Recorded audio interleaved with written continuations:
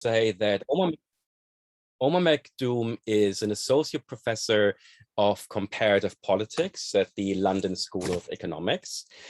He has a PhD in development studies, also from the LSE. And his terrific scholarship in Rwanda has appeared in top journals, including International Security, the Journal of Peace Research, the Journal of Conflict Resolution, Political Psychology, and others. So we're delighted to have him here today to speak about this book on the origins and courses of the Rwandan genocide of 1994. As I mentioned, we are equally delighted to have Hollie Brehm with us. Hollie is an associate professor of sociology at Ohio State University. She received her PhD in sociology from the University of Minnesota, and she too is a Rwanda hand and has published widely on the genocide and especially its aftermath. Her work has appeared in such outlets as the American Journal of Sociology, Sociological Forum, the International Journal of Transitional Justice, and the Annual Review of Law and Social Science.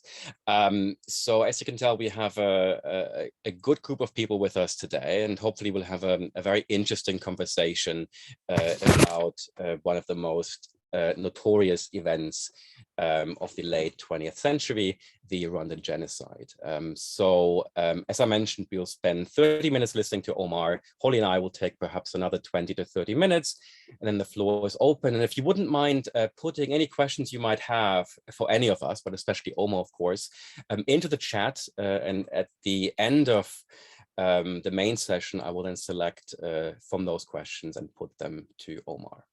So without further ado, here's Omar McDoom to speak about the path to genocide in Rwanda.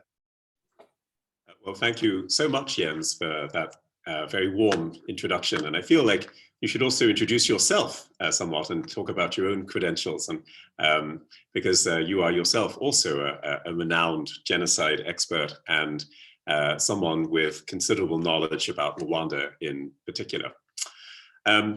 Anyway, but thank you so much to the Perpetrator Studies Network for the invitation to present my book. And thank you to those of you who have joined today's call for the opportunity to speak with you and to share my ideas. I took a look at the website for the Perpetrator Studies Network this morning, and I went through the list of its members. The community is large and it is specialist, so I'm very much looking forward to the conversation at the end.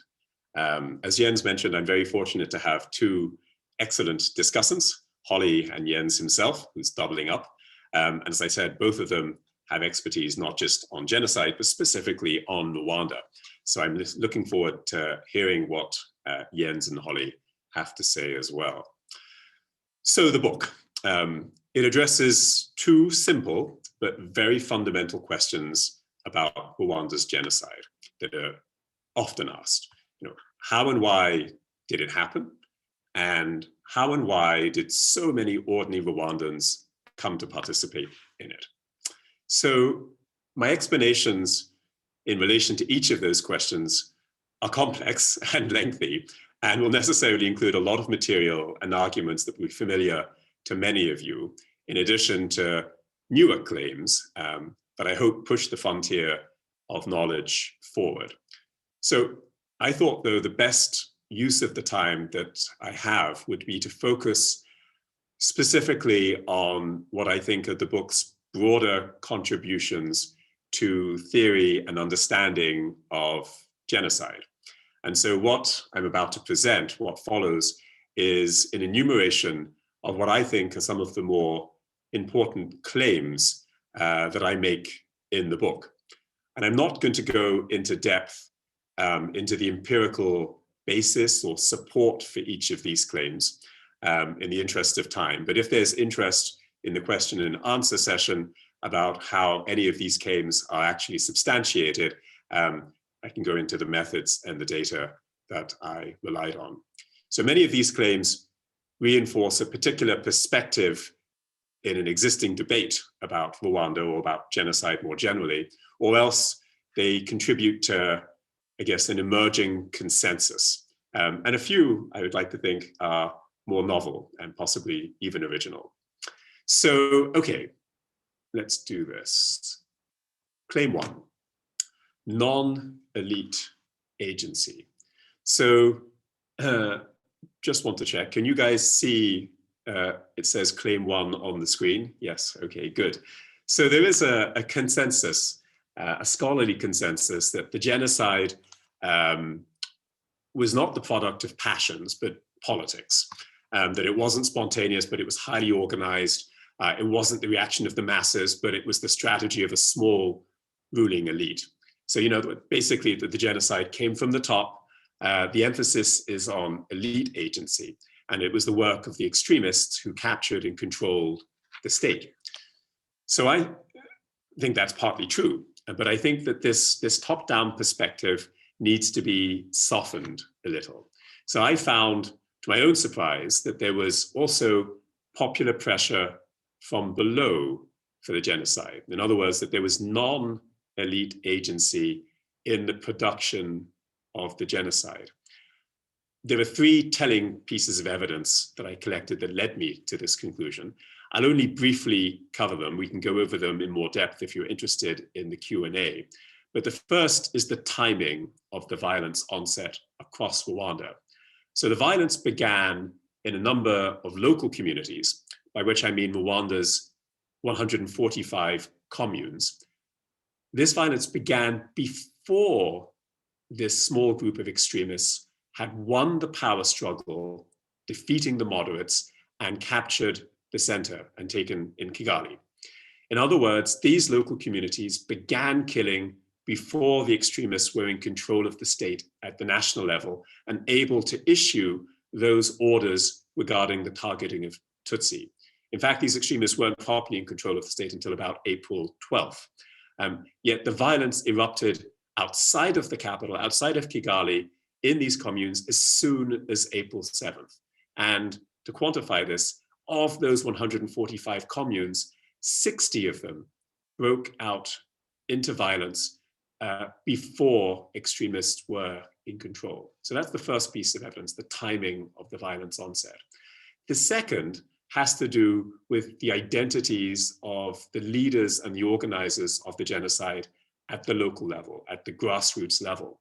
So one of the things I had done was collect data on the local leaders, the local mobilizing agents. And I had gotten this list together, about 160 persons who were named as the local leaders in their communities. And when you analyze these data, what's really interesting is the profile of who these individuals were. Nearly half of these individuals were ordinary farmers. So they were not official state employees. They were not in positions of public authority. And they were not local elites. They were just ordinary farmers who were leading the genocide, not following, but leading. And then the last piece of evidence is the role of social cohesion. One of the things I also did was just to look at the quality of inter-ethnic relations at the local level. I won't go into the methods here, but essentially I was looking at the spatial integration patterns, the ethnic settlement patterns across Rwanda. And in a nutshell, I found that in those communities where the quality of those inter-ethnic relations were good before the plane went down that triggered the genocide, the violence was delayed. Controlling for the other possible factors that might also delay the violence, there was still an independent effect of the social structure. So in those communities where the spatial integration was good, we see the delay. Conversely, where the spatial integration was poor, the violence began more quickly. So again, agency from below. Okay, so that's claim number one, non-elite agency. The second claim is around the notion of perpetrator heterogeneity. This is not so novel. The idea that there were differences among the perpetrators, but it does push back against the scholarly consensus that the perpetrators of genocide and other atrocities are just all ordinary individuals, and that there's nothing distinctive or extraordinary about them, that they exhibit little signs of being long-standing ideologues or racists or sadists. You know, this view on the ordinary killer, has its roots in the research on the Holocaust, Chris Bowning's work on the Police Battalion 101, of course, Hannah Arendt's work and famous phrase on the banality of evil. And this view is really tied closely to the situationalist perspective on perpetration, right? That anyone placed in an extraordinary situation is capable of committing extraordinary acts, including extraordinary violence. Well, I ask us to think a little bit more critically about what we mean about this claim of ordinariness. In what ways or in what dimensions do we mean that the perpetrators are ordinary? If we mean that the perpetrators were indistinguishable in their disposition, that is their commitment to violence, then no, I don't find that they are ordinary. But if it simply means that they're ordinary in their socio-demographic characteristics, that they don't differ in terms of their age or their education or their occupation, in terms of their socio-demographic profile, yes, that is true. But in terms of their disposition, in terms of their commitment to the violence, there was variation. Rwandans were not all equally committed or uncommitted to the genocidal project. The dispositions did vary among the perpetrators. Some were simply more and some were simply less committed to the violence against the Tutsi in their communities. And in short, I found evidence to suggest a very crude classification of the dispositions into what I call extremists, opportunists, conformists, and then lastly, resistors. And along that spectrum, you go from very high commitment to the violence, the extremists, to very weak commitment to the violence, the resistors. So I can talk more about how I developed this, the evidence on which I developed this classification in the Q&A if there's interest. But I should say that my thinking on perpetrator heterogeneity really has evolved since I started my work on this. I actually had done research in Rwanda's prisons and had compared perpetrators with non-perpetrators and had largely concluded that they were indistinguishable and that they were quite ordinary. But then when I went back a second time and started looking at the data more closely, I realized that this wasn't the case, largely drawing a more kind of qualitative evidence to support this conclusion. Okay, this finding of dispositional heterogeneity, right? It's actually, even though it may seem it's pushing against the ordinary perpetrator hypothesis, it's consistent with much of the very famous psychosocial research that we already have. Milgram's experiments on obedience and authority, Ash's experiments on conformity, Zimbardo's prison experiment. In all of those cases, the research subjects, there was variation in their response to the treatment. So in Milgram's case, out of the 40 who initially participated in that very famous experiment, 14 refused to turn the dial all the way to the end. And I think in Zimbardo's experiment, of the 20 college students were recruited, 11 of them were assigned to the role of guards, but only 3 of those 11 actually turned aggressive. So that still means that 8 did not adopt the roles that the others did. Okay, I'm going to move along because I see the time ticking and I'm not moving as fast as I should, because there are 9 claims I'm supposed to get through in the 30 minutes I have, and I'm already almost halfway through. Okay, so the third claim is differential selection. So this is the question of why did certain individuals, certain Rwandans, come to participate in the violence, but others not? Differential selection. So by my calculation, 1 in 5 Hutu men aged 15 to 54 committed at least 1 act of violence during the genocide. Shocking statistic. But at the same time, it means obviously that 3 in 4 did not. The question is why? Why did those 3 in 4 not, but 1 in 4 did? So for the advocates of situationalist explanations, right?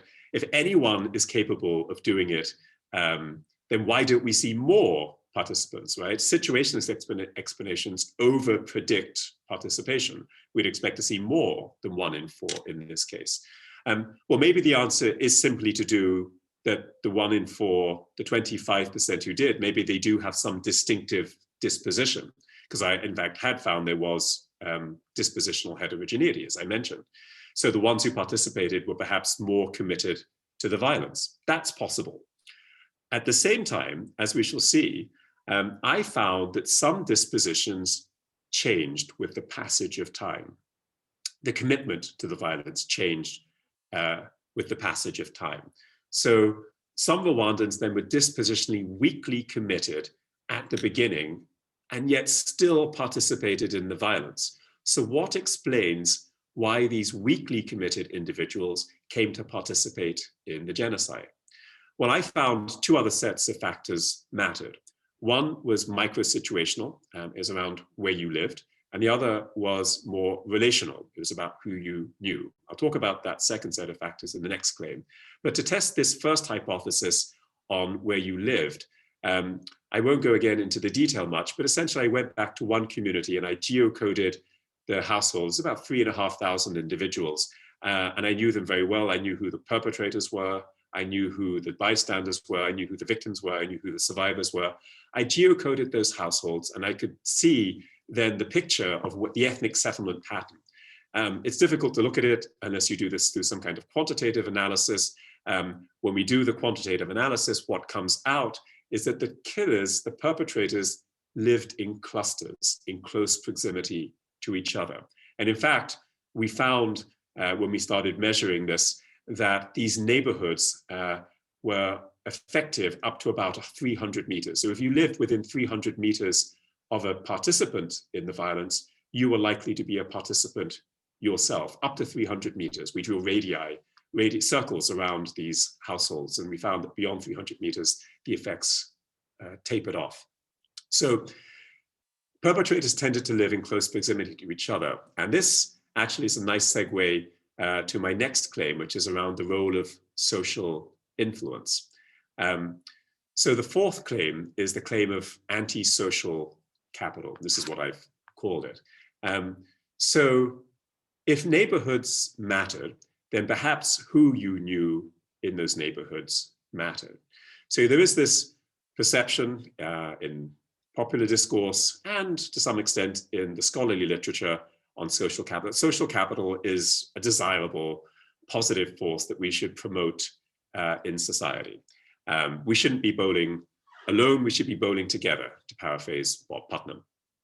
Yet at the same time, there is also this, this small body of research in sociology in particular that's showing that the social forces that bring and bind individuals together can also be harnessed for pernicious purposes, right? So think the recruitment into criminal gangs and into terrorist cells and the cohesion of these members once they have been recruited. All of these have been traced to the social ties between members. This is bonding social capital. So I would not be then the first to claim that social ties matter for genocidal violence. Liane Fuji had done pioneering work here. And that's an important finding, that social ties matter. Yet at the same time, it's also, in my view, an unsatisfying explanation, because ultimately we all have social ties. We're all the Rwandans who participated in the violence and those who didn't participate have social ties, right? We're all embedded in social networks that act upon us to facilitate and to constrain our choices and our behaviors. So the more interesting question, I think, is, well, what is it about the social ties of the perpetrators that's different from the social ties of the non-perpetrators? So I try to answer this question somewhat rigorously, and I mapped and compared the social networks of 116 individuals, perpetrators and non-perpetrators. And I did find that the perpetrators, alleluia, that their networks were systematically different from those of non-perpetrators in several ways. First, there was a structural difference. The networks of the perpetrators were simply larger. Perpetrators were simply better socially connected in their communities than the non-perpetrators. And secondly, it wasn't just the quantity of these ties, it was their quality as well. Different ties were better at predicting participation. So I found that kinship and neighborly ties were the strongest predictors of participation, stronger than political ties, economic ties, religious ties. Neighborly and kinship ties were the strongest predictors. In the Rwandan context, neighborly and kinship ties are very well correlated because of the tendency to bequeath land to your children, and so they tend to live around you. And finally, I also found that the strength of these ties mattered. The quantity, the quality, and the strength of the tie mattered. So I looked at kinship ties in more detail, and I found that degrees of consanguinity mattered. The stronger the tie, the closer the degree of consanguinity, in other words, the more likely you were to be influenced into participating in the violence. Parents, children, siblings, more than cousins, aunts, uncles, and grandparents, for example. So why do these social ties matter? I found two mechanisms at work. One was information diffusion. You simply knew through these social networks who was being targeted, why they would be targeted, when they were to be targeted, where they were to be targeted. That information passed through social networks. So information diffusion was one of the reasons why those with bigger networks were more likely to participate. The other was simply basic behavioral regulation, that being embedded these ties means that you were being scrutinized, your behavior was being monitored. That obviously affects the way that it's basically a regulatory device. So all that to say for claim 4, that along with disposition and the micro-situational opportunities of where you lived, who you knew also mattered. These networks are important, right? Because they help mediate that tension between macro and micro claims about violence. You know, at the macro level, we often think of violence in terms of ethnicity, but not all Hutu kill all Tutsi. But if you start thinking this in terms of the networks, then that macro-micro disjunction becomes explicable. Okay, claim 5, with 10 minutes to go. Let's see. Okay, rethinking the Malthusian trap. Okay, so Rwanda was, I think it still is, the most densely populated country in sub-Saharan Africa, 6th in the world at the time. And unsurprisingly, very soon after the genocide, there was a plethora of claims, Malthusian and neo-Malthusian claims about the role of population density in the violence. Basically, too many people, too little land. So the basic mechanism at work in these Malthusian claims is an ecological mechanism, right? That the community, the country had reached its ecological carrying capacity, and violence was a response to this. And there are variations on this, hard claims, softer claims, but essentially something around the ecological mechanism. So I want to suggest that I'm not suggesting that wasn't a factor, the ecological mechanism, but I would like to suggest that there was another mechanism at work here that was more sociological in nature, tied to the population density. So in countries with high population densities, people live in close proximity to each other, right? And this means that they're enmeshed in very dense social networks. And in these dense social networks, the social forces operate. And these social forces are amplified when the density of these networks is higher. So these social forces of conformity, coercion, co-optation, all the C's, all of these forces, these social forces are amplified in communities where people live in very close proximity to each other. And it's even more interesting in Rwanda because there's another distinctive feature of Rwanda, which is that it's extremely rural. And so the amplification of these social forces is that much stronger in rural communities. And Rwanda actually was the second most agrarian society in Rwanda in 1994. Only 7% of Rwandans lived in cities in 1994. And that matters because rural sociology is so different to urban sociology. You don't need to read George Simmel to know that, but ties between people who live in the countryside are very different for those who live between city folks, right? They are more multiplex, they are stronger, and they are more enduring. So if Durkheim were here, he would tell us that Rwanda's society was based on mechanical, not organic solidarity, right? The individuals shared cultural beliefs and values and norms, and the society was not tied through specialization and interdependence. So yes, so the high rurality and the high population density means that I think that we should rethink the role of population density to acknowledge that I think it also had this sociological mechanism at work as well. Claim 6, ex post radicalization. So I had mentioned earlier that disposition changes over time. The disposition towards the violent, the commitment towards the violent changes over time. And this is the subject of my sixth claim. And it begins with this theoretical puzzle, right? That there's this contradiction in the theoretical literature on participation in atrocities. On the one hand, there's this literature that says perpetrators are ordinary. There's nothing dispositionally distinctive about them. They don't hold any prior antecedent extreme negative views about the targets, about the Tutsi, right? There's no prior radicalization. Yet at the same time, there's another body of literature that says exactly the opposite, right? That the victim group is essentialized, it's dehumanized, or otherwise they're the targets of these animosities, hatred, resentment, anger. So there are these extreme negative views that exist of the target group before the violence begins. So the radicalization exists ex ante. So the two theoretical claims appear oppositional. But I propose a theoretical reconciliation, and it's a very simple one, that these extreme negative views, the radicalization, are not only an antecedent to the violence, but they're also a consequence of the violence. The act of violence, the act of killing is transformative. So not only do attitudes, dispositions drive behavior, but behavior also drives attitudes. Put very crudely, some Rwandans killed first and hated later.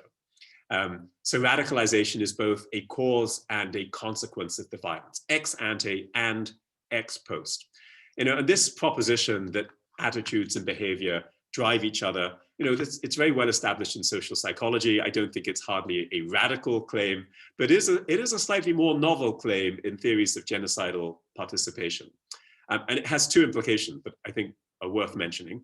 First, it must imply that individuals vary in their vulnerability to radicalization, right? Some individuals either already held radical views or else radicalized early, and others radicalized as they participated. And the second implication is that it helps explain the phenomenon of extralethal violence. And conveniently, that is the subject of my seventh claim. There we go. Extralethal violence. So another long-standing puzzle in the study of violence, genocide, is that of extralethal violence, right? Sometimes it's referred to as non-instrumental violence. And this is basically violence, harm that is inflicted on victims, not intended just to kill or otherwise physically eliminate them, but intended to cause them pain and suffering. It's gratuitous behavior, or it's described as gratuitous behavior. And this phenomenon, it's not unique to Rwanda or even to genocide, right? It's been documented in many cases of just ordinary conventional civil and interstate wars, right?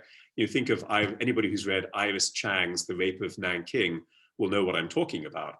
It's extralethal violence is not unusual. It's actually quite pervasive. And there have been a number of explanations offered for why it occurs, right? So either it's part of the sadist's desire to exercise power over their victims, or it's part of a wish to humiliate the victim, not just physically humiliate them, or it's the desire to perform. Liane Fuji was experimenting with this this theory of the performative nature of extralethal violence, that the perpetrators want to not only do this, but they want to be seen to do this. So all of these claims about why people commit extralethal violence sit really uncomfortably with the very strong claims around coercion, that individuals, the Rwandans were coerced into killing, right? That they had no choice. The authorities made them do it, or else their fellow Rwandans peer pressured them into doing it. That doesn't sit very well with this claim of cruelty, right? But extralethal violence is obviously a choice. Even if you were ordered to kill someone, you retain some agency, usually, not always, but you retain some agency in the form of the decision of how you're going to dispatch these individuals. So how do we explain the coercion, the evidence of coercion, which is there? Anybody who's read Scott Strauss's work, he makes this point very, very strongly about Rwandans being coerced into participating. And how do we reconcile that evidence of coercion with the evidence of cruelty? Well, if we accept what I said earlier of the proposition that radicalization occurs both before and after violence, then we see how individuals could be transformed through the act of killing, right? That some Rwandans developed the sadistic inclinations, that they were coerced at first and they became cruel in the end. Okay, let's see, I might just make it to the end, let's see. Okay, eighth claim, ideological pluralism. Okay, so in many of the large N quantitative studies of genocide, the emphasis is on materialist, institutional, structural explanations, factors for genocide, the regime type, etc. And they explicitly contrasted with the ideational factors, right? But these ideational factors, which include ideologies, well, if they've been enjoying a renaissance in the literature on genocide. And they're actually more traditionally emphasized in more historical and qualitative accounts of genocide, right? Ideas around utopia, purity, contamination, emphasize, ideational factors, and the role of nationalism, founding narratives, Strauss's idea. All of these have been presented as evidence of the importance of ideational factors. And I agree. I think that ideational factors, ideologies do matter.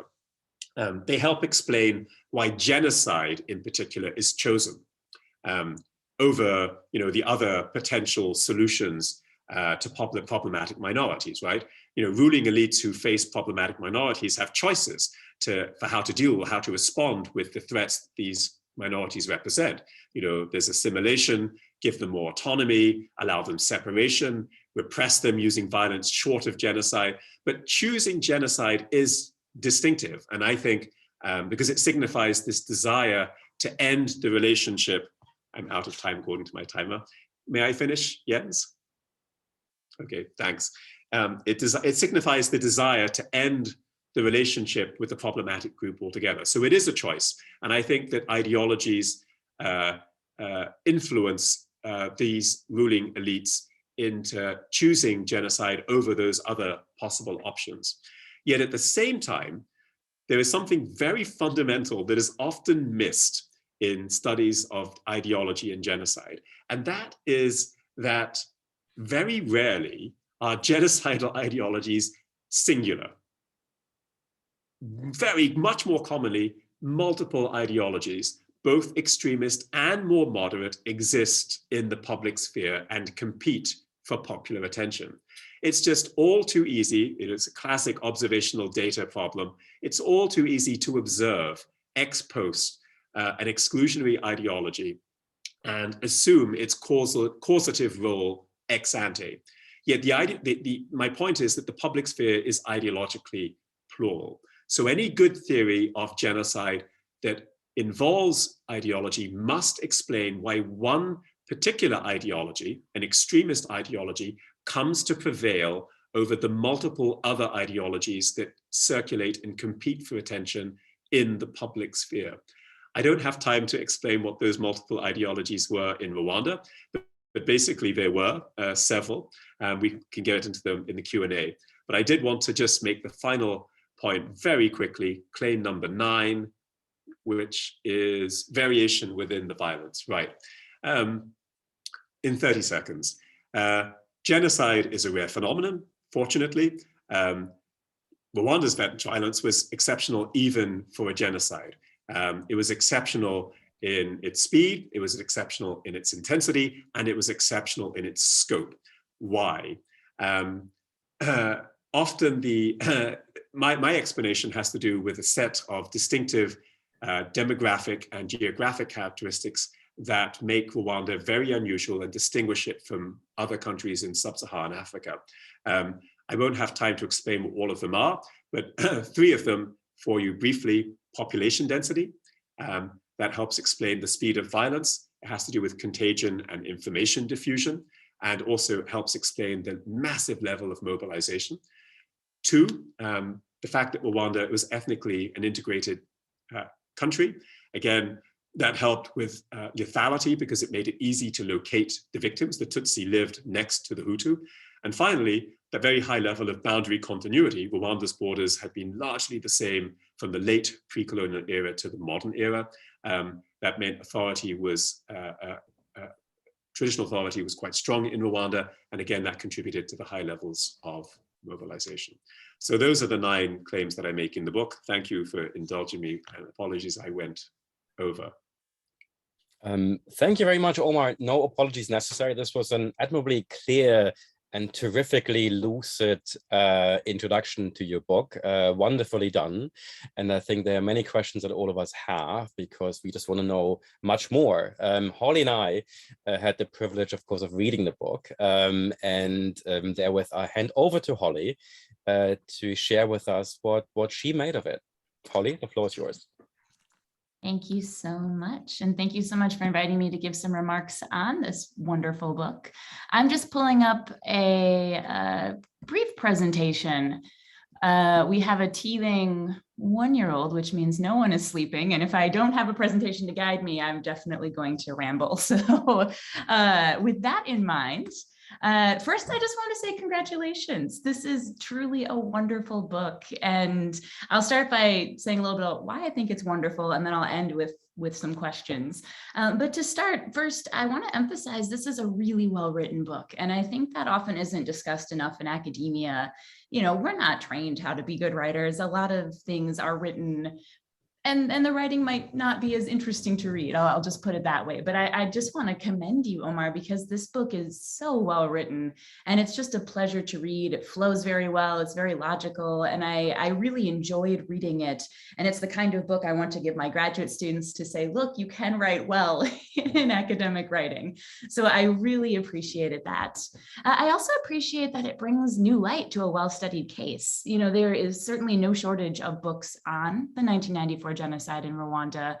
And yet Omar manages to bring a lot of new light to this case. And I think that's important. You know, this case, as we've discussed already, is in some ways an exceptional case. And because of that, I think a lot of people focus on it, especially for the study of perpetration. We have many theories derived from this case. And the more that we can do to understand this case, why did it happen, what made it so particular, I think is really important as we think about some of these theories and their scope conditions. So I also want to commend you for shedding so much more light on a case that has been so well studied, but to show also that so much remains to be known about this case. And then, of course, as we just saw with 9 key claims, this is a really rigorous, thoughtful, and thorough book. He sets out to answer a number of different questions, couched within 2 broader questions, and really succeeds in answering so many unanswered questions and bringing to light questions I didn't even really know were yet unanswered until he thoroughly convinced me that they were. So I think this book is just a tremendous accomplishment, and it's the result of so much work. So I first just want to say congratulations on that. To say a little bit more about what I think sets this book apart from some other books, but also puts it in line with some newer books within genocide studies and studies of violence more broadly. First, as we saw with these 9 claims, this book really takes a multi-level approach and really focuses on different conceptual levels and understanding how they all interact to impact situations in which genocide occurs. In some ways, very similar to Tim Williams' book in that sense, where a lot of the newer books in genocide studies are really taking seriously the local, the meso, and the macro national level in trying to understand how all of these different analytical levels might intersect. So this book does a tremendous job of really providing the reader with local level perceptions. Omar surveyed a number of different Rwandans and asked them many fascinating questions. So throughout the book, there are these tables that ask them, you know, did Tutsi in your community actually have more land and cows? You know, what political party were you a member of and why were you a member of this political party? You know, what did you think, you know, when the war started, what did you think would happen when the RPF won? Questions that are really important to understanding people's actions and and thoughts during the genocide, but questions that I don't think we had great answers to before this book came along. So he really focuses on local level perceptions, but he also couches these perceptions within an understanding of the community as well as the state structure. So at other parts of the book, he gives glimpses into what was happening really in 4 different cells, 2 in the north and 2 in the south, spread across 2 different communes, or 4 different communes, 2 different prefectures, and really sort of traces what happened in these communities as the violence started. How did it unfold in different ways? So he also understands that these communities shaped violence and were also shaped by these individuals acting. And then, of course, also provides the structure of the state. And as a sociologist, I deeply appreciated this complex interplay between agency and structure, and understanding that all of these factors are going to interact to shape what was occurring. And this is really complicated. You know, there isn't one single answer, as you saw with the 9 claims. This isn't the kind of book that asks one question and answers it with one explanation, but rather gives a really multifaceted number of answers. The other thing I wanted to point out is the sheer methodological depth and rigor of this book.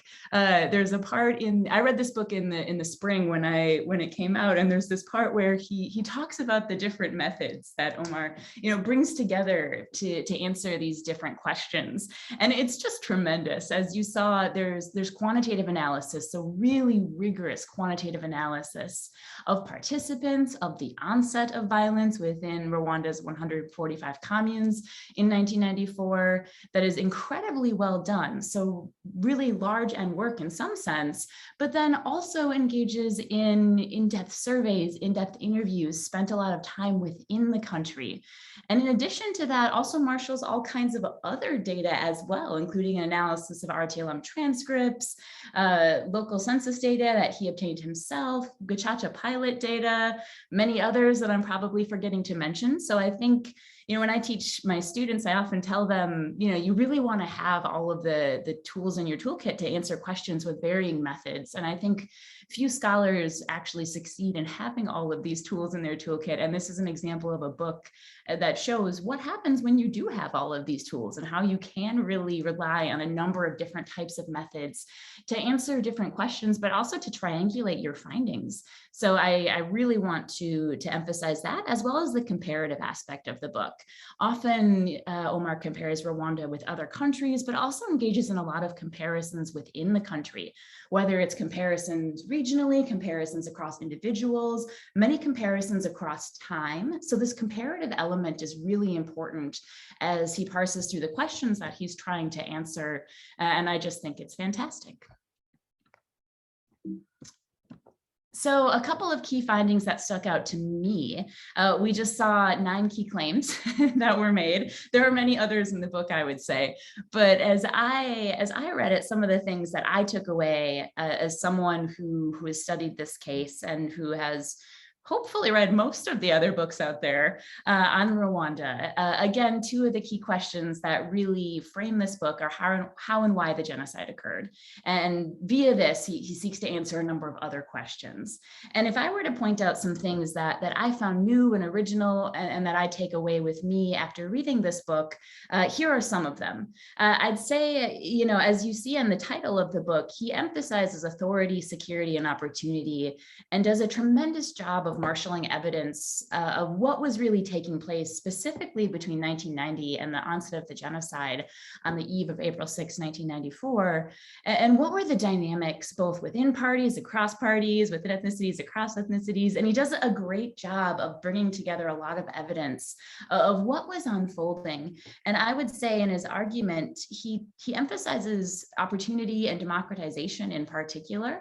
And that's something we've seen in other arguments, but I don't think to date really this key emphasis on what democratization meant for Rwanda and what it meant as these different events were unfolding once the Civil War began and once Rwanda in some ways had to pluralize in 1990. And he carefully traces how this impacted the onset of the genocide. So I think this framing of these different forces at play, authority, security, and opportunity, and for me, this emphasis on democratization is something that I will carry forward after reading this book. He mentioned this, but also this emphasis on unique baselines and this comparison, not just on how population density and the rurality and some of the aspects of Rwanda impacted the onset of the violence, but really how they impacted the scale and the scope and the speed was something that I also found to be unique about his argument about the genocide.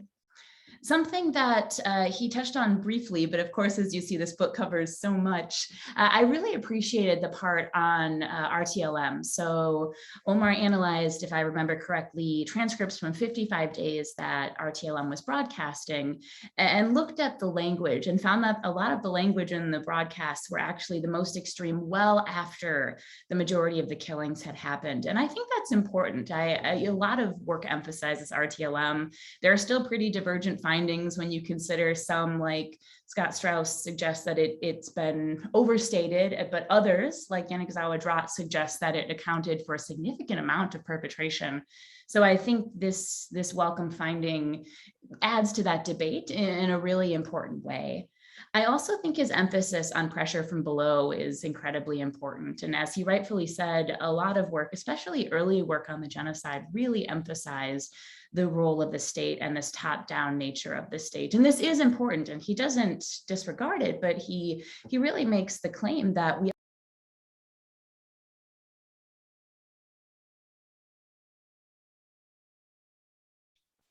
Hollie, I believe we can no longer hear you. Oh, when did I become muted? That's so interesting. Just 3 seconds ago. Oh, You're interesting. Okay, well, good. I'm glad that someone either muted and then unmuted me. I was just mentioning that there's a really interesting survey that he undertook of 160 individuals from, I believe, 20 different sectors. And he asked questions about who led the violence. And I found this to be really fascinating.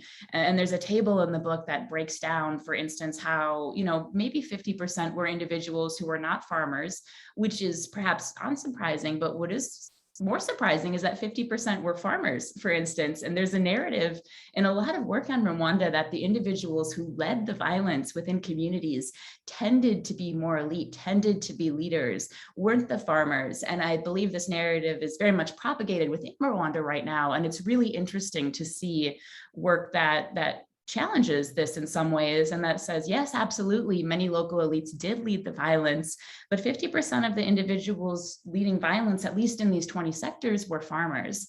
Also, a lot of heterogeneity in their political parties. So I really found that survey to be really fascinating. And then Omar already talked about this, so I won't say too much more, but rethinking the ordinary folks who engaged in the violence. And as he rightfully pointed out, studies of perpetration early on often emphasized ordinariness, and we're moving beyond this to better understand what are some of the factors that set people apart from individuals who do not engage in violence. So I really thought his emphasis on the many different factors at play was impressive.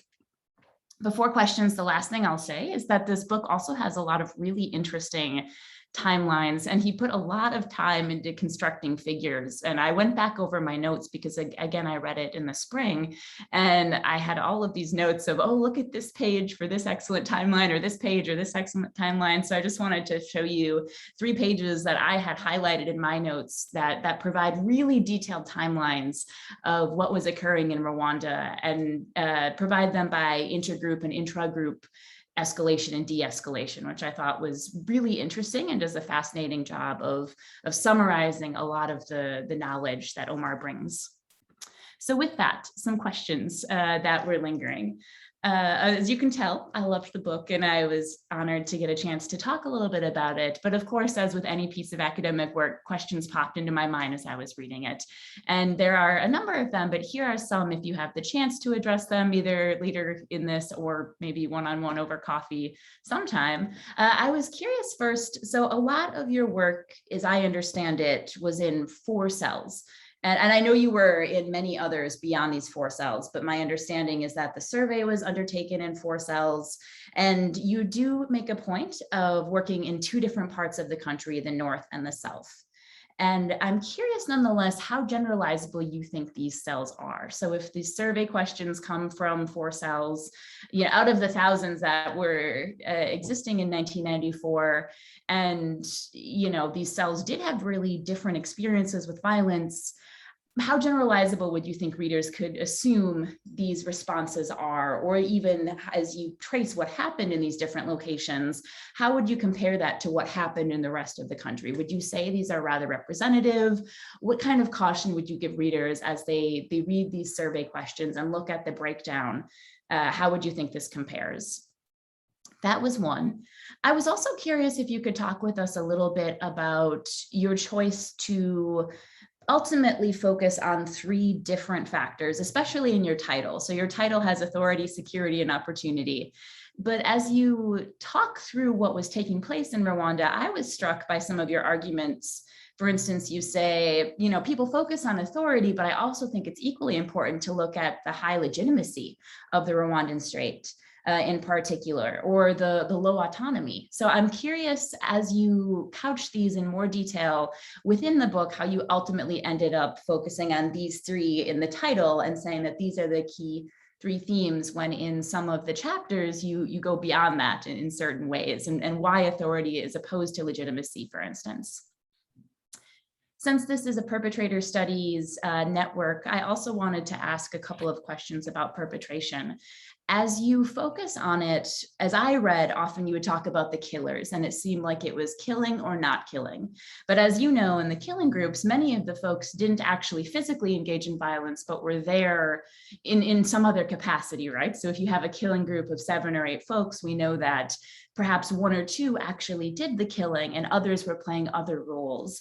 But as you talked about killing or not killing, I was curious how you thought of these individuals. If you think of them as perpetrators, and how you think they align in many of the different things that you're speaking about. And in line with this, as you know, there's been a shift in the studies of perpetration to shift away from focusing on perpetrators to focusing on perpetration. And I'm curious, I don't see that shift represented as much in the book, and I'm curious about your choice, why you chose to do this in particular, and why you chose to focus on perpetrators and not perpetration in particular.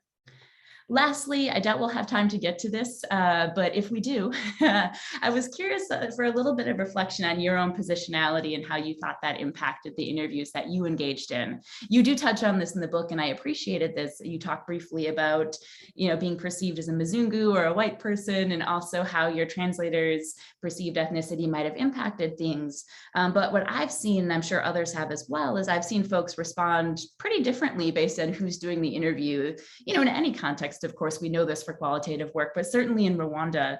So I'd be curious to hear how you think who you were impacted what people told you. And then the last point is a really picky point. I was curious, you have some really interesting estimates in the book on how many people engaged in violence.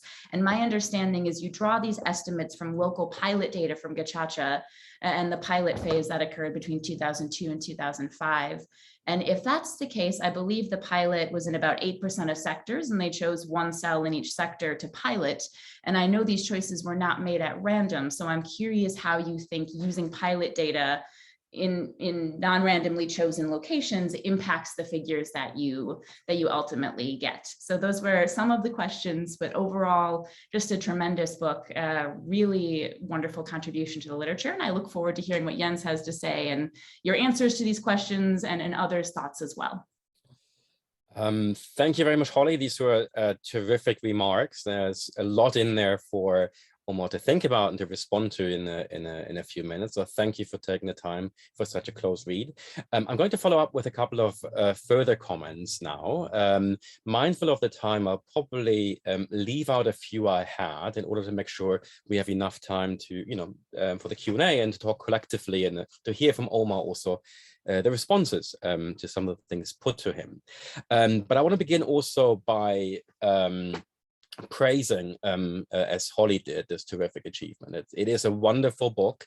It is a very demanding book, but not hard to read, as Holly pointed out. It's very clearly written. It's a very careful study.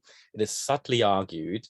And if I had to recommend to my graduate students or my undergraduates a book on Rwanda, I would tell them to start with Omar's book. There's no shortage of books out there, as Holly also mentioned, and I'll come to them in a minute. But I think Omar's book is terrific in in offering a very dispassionate analysis that is very careful in making the claims that he does and supporting them. And he's very careful about not overstating his claims, which I really appreciate. And I think others will as well. So that's terrific. And then also picking up on something that Hollie addressed, I think Omar is giving the ubiquitous phrase of mixed methods research a good name again. So for the last 20 years, I've grown increasingly tired of this sort of trope of mixed methods research. And usually when people invoke it, I run for the hills. And usually those who do are not good at mixed methods research because they're good at one method and they try to sort of adopt another in order to be competitive on the job market or for some other instrumental reason. But I think as Hollie pointed out, Omar actually is excellent at mixing his methods. He is an excellent quantitative scholar of Rwanda, and he is also, as you could tell from his remarks, demonstrated a knack for this sort of immersive field research. If you go to Omar's website, you find a photo of him in front of a motorbike in Rwanda as well. And I think that is suggestive of the kind of access that he sought and the kinds of research he was engaged in. And one of my former mentors, Christopher Clapham, an old Africa hand, very influential, especially in the UK, in this country, he used to say he always appreciated it when scholars had dust on their boots. And I think in that picture, and if you read the book, based on what you read from Omar clearly has dust on his boots, which again underlines the fact that he's, I think, an excellent mixed methods researcher. So he gives that ubiquitous phrase, I think, a good name. And this brings me back. I will raise something here. I'll come back to at the end of my remarks. I want to know from Omar, what does it take to do all of this? I would imagine some of the people who will be listening to us, who are budding researchers, budding scholars, who want to also excel at mixing methods, perhaps, would probably benefit from hearing from Omar, what it took him to do this. Because I also know from experience, and there's others on this call, I'm sure who do as well, it is tough to triangulate data, triangulate methods. It's also difficult to do this when you study perpetrators in what is sometimes called unfamiliar cultures, and also working on the kinds of topics that we do. That's sort of an additional psychological burden that I think contributes to the intellectual task of mixing one's methods. So I want to pose a question at the end for Omar as well that speaks to the vocational aspect of his work. Okay, so I also want to applaud Omar for unpacking this idea of ordinariness, as he did in his remarks, and Hollie picked up on this as well. I think that's really terrific because, and maybe by the way, the title of the book, The Path to Genocide, when I first saw it, I thought, okay, is this a deliberate play on the essay collection by Christopher Browning, The Path to Genocide, that also was published by Cambridge, or was it just coincidental? But either way,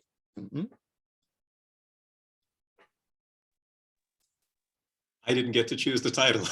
Oh, you didn't? Okay, we'll come back to that. Coincidental. But sort of the reason why it made me think of this is because, as Omar said in his opening remarks, of course, this notion of ordinary killers, ordinary perpetrators was very much influenced, at least in the late 20th century and early 21st, by Christopher Browning's work. And I think Omar already told us why perhaps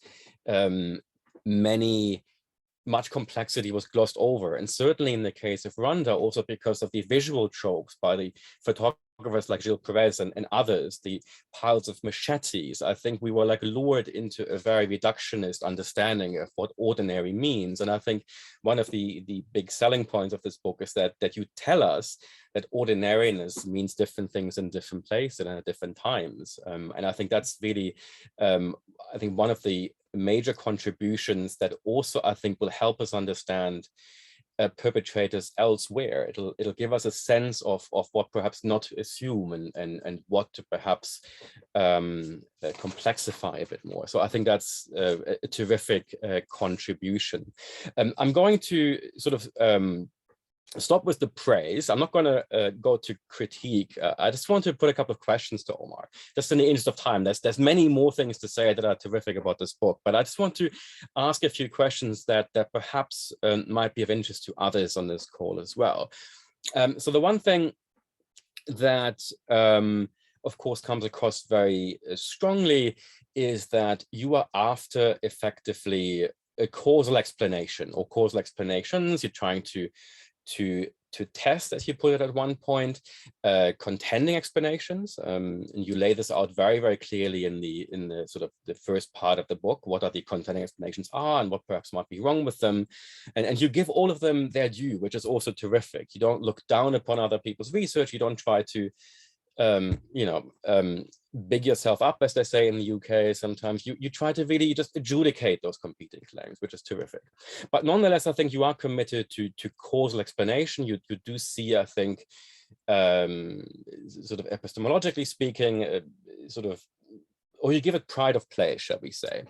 And that's terrific. But I wonder if you could speak, and it came out a little bit earlier, if you could speak to those scholars of Rwanda and of genocide, of perpetrators elsewhere, who would, for example, embrace what they might call a phenomenological approach to perpetration. And I know in the Perpetrator Studies Network, you're going to have Alex Hinton, one of my friends and colleagues, come in a few months, I think, or a few weeks, about his book on the US. I wonder what you make and how their research fits into yours of the work by, say, Christopher Taylor on Rwanda, who was written a lot about what you called earlier the extra lethal violence. And I always found that Christopher Taylor's work, and there isn't much of it, unfortunately, I always hoped he would turn it into a more comprehensive book rather than just Sacrifice and Terror and the chapter in Alex Hinton's volume. I wonder what you made of that and how it fits into your research. And I always wondered, I always was surprised that that particular interpretation was not received more widely. It seemed to sort of fall by the wayside. So I would love it for you, given how well versed you are in the literature on Rwanda, what you would make of that, and also what you make of those arguments in the context that you studied so closely. Did it resonate there, or did you say, well, perhaps I didn't see any evidence of the kinds of claims that Taylor puts forth? So that's the one thing. How does, for example, your focus on sort of the means and ends, the sort of fairly rationalist approach to perpetration, fit in with those who might embrace arguments from a logic of appropriateness, those who would foreground norms and values, perhaps more than means and ends? So that was one question. Another question I had, and this is not particularly difficult for you, but I think listeners might benefit from it. I wondered if you could, in a few broad strokes, contrast your account from three leading other books on the genocide. Again, I already told everyone that I will pick your book for reasons mentioned, but I think it might be useful if you sort of explicitly gave a quick rundown, for example, how it compares to Scott Strauss's The Order of Genocide, which you mentioned, Mahmoud Mamdani's When Victims Become Killers, which is yet a very different approach to it, and lastly, and you mentioned this as well, Lian Fuji's Killing Neighbors book. It seems to me these three books do very different things with the genocide, and your book cuts across all of them, dips into each of these approaches a little bit, but I wondered if you could sort of situate yourself. I think it would be quite useful for listeners to see how you either confirm perhaps some of their findings or how you subvert their findings. The next question that I had relate to the mathematics of genocide, how to count the dead, how to count the doers, if you will. And there's a terrific section in the book that addresses the question of, how many perpetrators were there? You contributed last year to a special issue I edited, or section of an issue of the Journal of Genocide Research, on how many victims there were. And I think both of these questions are of immediate relevance to the study of genocide and mass violence anywhere. And I wondered if you could sort of quickly just sort of rehearse your findings in your book, since you didn't speak to them, but I think they're really also quite fascinating. And there are a number of implications for the study of perpetration more generally. You know, how do we become perpetrators? What are the methodological and other challenges involved? And this in a way speaks a little bit to Hollie's point about perpetration as well. Another question I had is, you know, seeing that you have thought long and hard about studying the causes, consequences of genocide in Rwanda, what in a nutshell would you say are the takeaways for studying perpetrators, perpetration, genocide, mass violence elsewhere? Like, I know that you obviously have done work elsewhere as well. If you had to, you know, speak to a budding graduate student who is interested in studying mass violence in country or region X, you know, what would you say he or she or they ought to keep in mind as they go about devising their research design? So the larger question, the takeaways, you know, how do we build rigorous, sophisticated research designs? And I think you have a lot to say about this, and I think it might be useful to hear. And then lastly, and here I'm speaking as someone who just after 20 years has finished his own book on Rwanda, which is coming out on Genocide's Aftermath next year. Why does it take so long to finish books on Rwanda?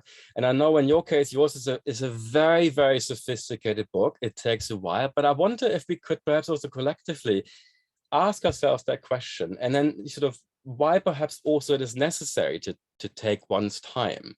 But I also know a few other scholars who never published their Rwanda books. And I think there is something potentially peculiar about that country as well. I just wondered if we could perhaps speak about that a little bit, because I also know that there's something about this tiny country that's just so complicated that I think sometimes makes it difficult to pull all of these different strands, these different dimensions of politics and society that together into one cohesive whole. So this in a way goes also perhaps pedagogically to the larger question, you know, what does it take to write about perpetrators? And with that, I'm just going to close my remarks.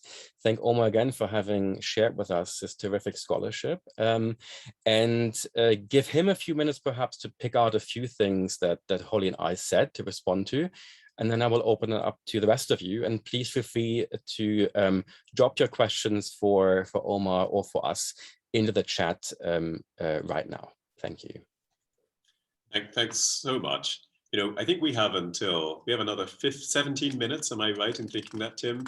So Jens, I'd like to respond, but I feel that I've spoken so much and people have listened so patiently that I feel that I would like to hear from others as well. And I should also say that, you know, that with these Zoom calls, we always get cut off at the very end just when it gets really interesting.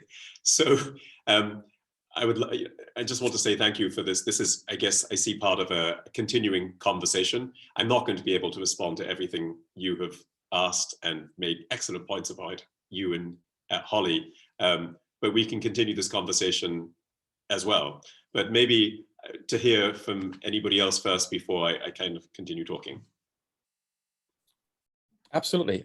So we have one question from Tim. Tim, since we are sort of in a small intimate setting, do you want to just ask the question to Omar directly to make it a little bit more interactive?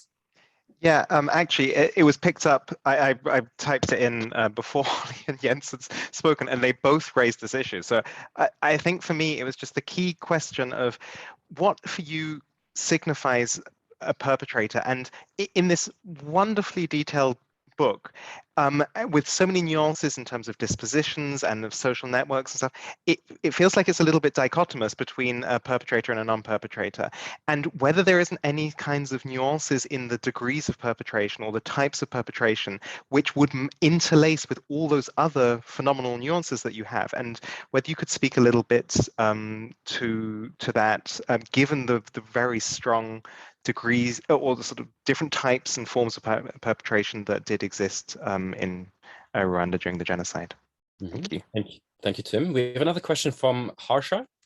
Please go ahead.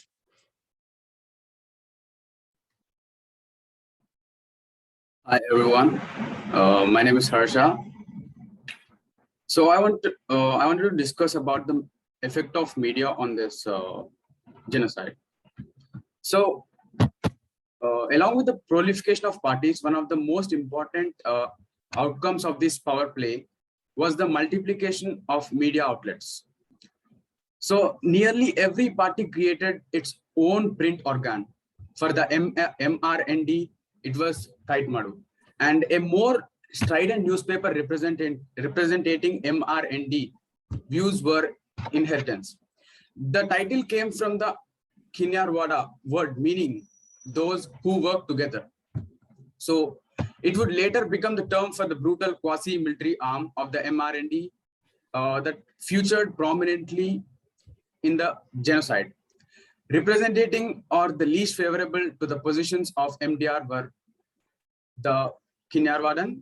Kingura was the north piece of the CDR, and as could be expected, was the most anti-Tutsi of these periodicals.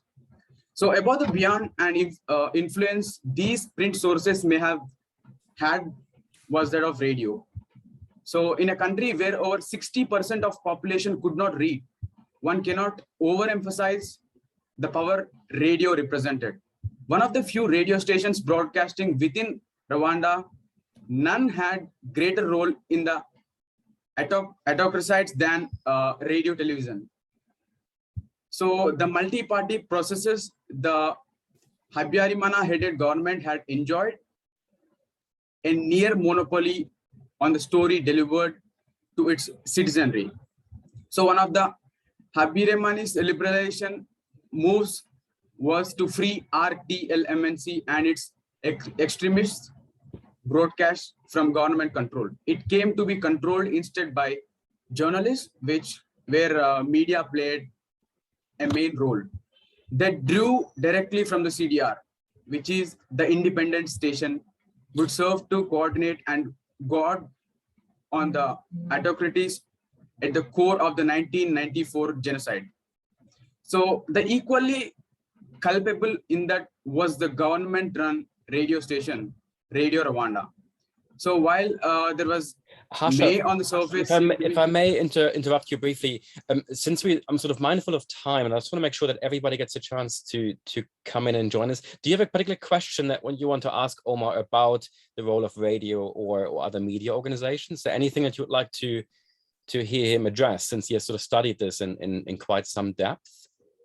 If you could sort of just anything in particular you would like to ask, or I think he accidentally exited. Oh, okay. He'll probably be back in a few minutes. Okay. All right. Well, I got the thrust of what he was saying. Okay. So, would you like to address what's out there, or should we? I mean, gather more questions? Is there anybody else would like to? Okay. Yeah. So this, for whatever reason, something must obviously have gone wrong. I'd like to think we are almost in like a seminar setting here at the moment. And I'm among friends and allies, so I feel I can talk very freely and very comfortably about the things that, you and Hollie have asked me. And just first, a big thank you just for reading it so closely, both of you. Hollie, that was terrific. I was really, I can see why you'll be a very good peer reviewer, indeed. Very, very attentive to the detail. So I'll just pick a few things. So Tim's question, right, and it touches on, Hollie brought it up, and I think I can tie it to something you ask as well, Jens, right? This question of perpetrators, perpetration, and epistemology. So I'm clearly exhibiting my epistemological bias, right? I'm a positivist. I think there can be no hiding that fact. And that, consciously or not, shaped me or pushed me into adopting this dichotomous definition of perpetrator or non-perpetrator. I'm also a lawyer by background, so it gets worse. Yes, I know, doubly damning, right? So I think those things meant that I ended up adopting a definition of perpetrator that reflected a line, a criminal, I guess the line would be criminal liability, right? Which is reflects my lawyer background, reflects my epistemological bias as a positivist. So for me, the definition was taken straight from, I guess, the way that the criminal justice system has tackled this question, right? And just to clarify, the perpetrator here, it's defined as anybody who was a member of a group as a result of which an act of violence was committed against an individual. And I say that because you don't necessarily need to have struck the blow yourself to be considered a perpetrator. Your participation in the group makes you a perpetrator. You joined the group for a reason. And if you think about the explanations that I've kind of emphasized around peer pressures, social ties, and so on, that kind of makes sense for explaining participation in the group. I think Leanne uses the term joiner, right, to capture that idea. So yes, guilty.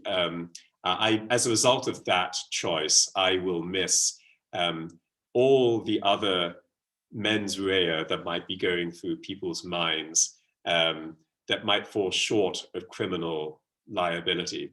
Everything, right, from being active supporters to being passive supporters. There are lots of things that might be going on inside people's minds that I'm not capturing with that definition. And, so then tying that to the, my beingness a causal explanation. Yes, I'm not familiar with phenomenological approaches, and I won't pretend that I understand what they are. I understand, I suppose, interpretivism and believe in the power of interpretivist work. I see it as playing a different function. It's not better or worse, it just has a different role to play in scholarship. For me, interpretivist work helps us to understand why individuals choose to do what they do. But that's different from explaining causally why they do it, as it were. It's about understanding and it's about meaning. So I see that, and there's clearly a deficit in my work. I don't have much a lot of interview testimony, so you can kind of interpret yourself, but I don't do much of it myself. And then pick up maybe one other point. Why does it take so long to work on Rwanda?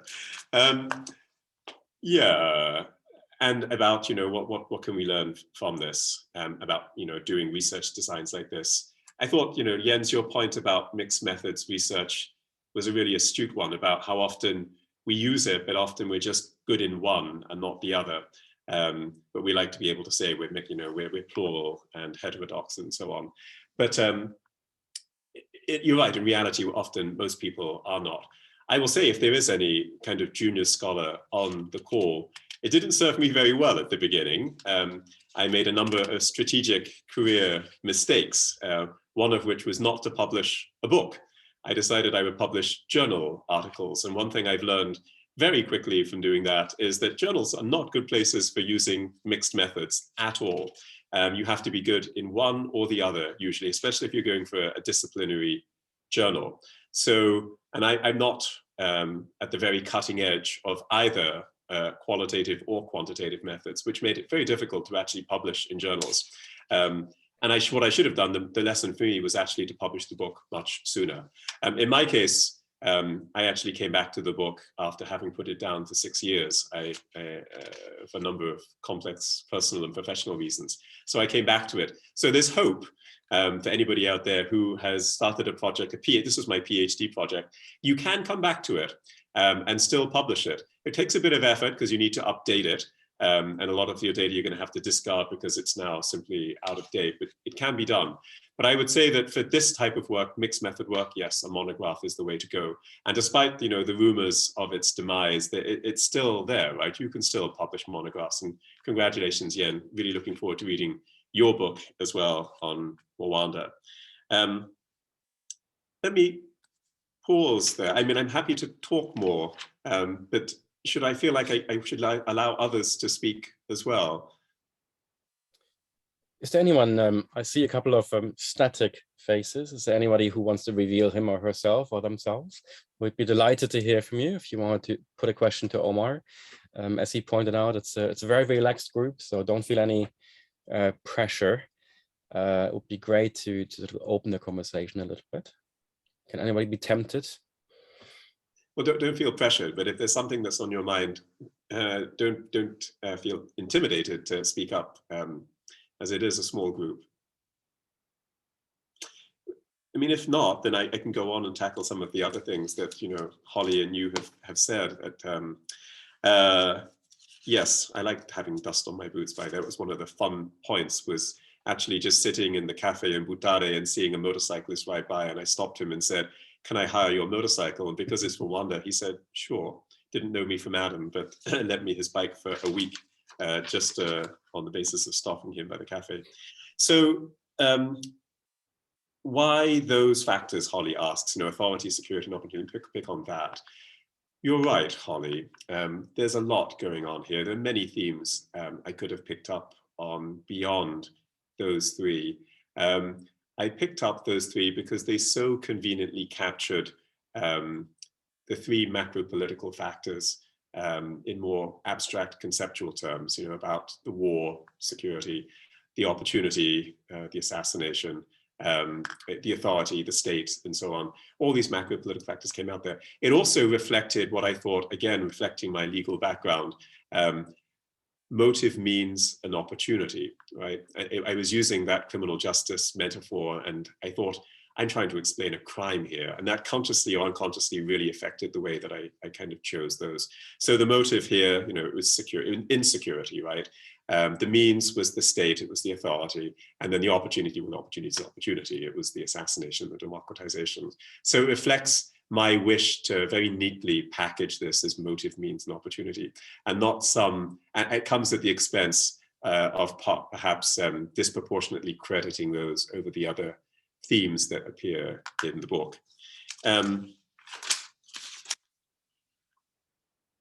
Yeah, I think I'd also like to tackle this question of, there are quite a few questions, I guess, around generalizability and takeaways. And yes, I should clarify, by the way, that the survey data weren't based on the 4 cells. I'm sorry if that wasn't clear enough and clear in the book, actually, but the survey was the north-south divide. So the 300 individuals, they were taken from, I think, about half from the north and half from the south, but not from the 4 cells. Even as a positivist, and the claims that quantitative people like to make about their work, I wouldn't go so far as to claim that I'd be able to extrapolate to the national level from the 4 cells. But there is still a question mark, though, how much can we extrapolate from even the regional, the north-south, to the whole country? Because the south and north are somewhat anomalous, right? There's something special about each of those places. Historically, the north, you know, it was the location of the Hutu principalities. It was the stronghold of the ruling party. It had a very low percentage of Hutu there. The south, the antithesis, right? But I did that on purpose, right? I wasn't trying to choose regions which were representative. I was actually, this is, you know, comparative case study selection design. I was choosing them purposely because I wanted to leverage the differences between them to be able to explain why the outcomes were different, why it happened why the violence happened quickly in the north, and why it was delayed in the south. So that they were purposely selected for those reasons. Yes, and then we got like 30 seconds left. I think I'm just going to stop by saying that, you know, thank you. And, you know, I feel that we're going to have lots of conversations either in writing, I don't know whether you know, at some point, or in other kind of settings like this, or even just in email exchanges. And I see that as actually how the accumulation of knowledge progresses, right, through all those different channels. Even if it comes through negatively and critical tweets, I still see that as the advancement of knowledge. By the way, the Twitter response to the book has been surprisingly mellow. That might be because it's a very demanding book, as Jens said, so it takes a very committed kind of person to read it through, especially to some of the more controversial sections around the number of people who participated and the number of people who were killed, which are in chapter 7. So you have to be really committed to get that far into the book. Maybe once they've got that far, we'll start seeing more Twitter activity. Terrific, Omar. Well, it was a pleasure to listen to you, and it was a pleasure to have Hollie here with us today as well, to scrutinize this terrific book. And let me end by thanking Tim Williams and Susanne Knittel for hosting this terrific book workshop. And I hope you will join them in the weeks to come for the other interesting authors they have lined up to talk about their scholarship. So with that said, thank you for being with us today, and we look forward to seeing you another day. So thank you all, and goodbye. Yes, thank you. Thank you, Jens. Thank you, Tim. Thank you, Susan. Thank you, Hollie. Thank you, audience.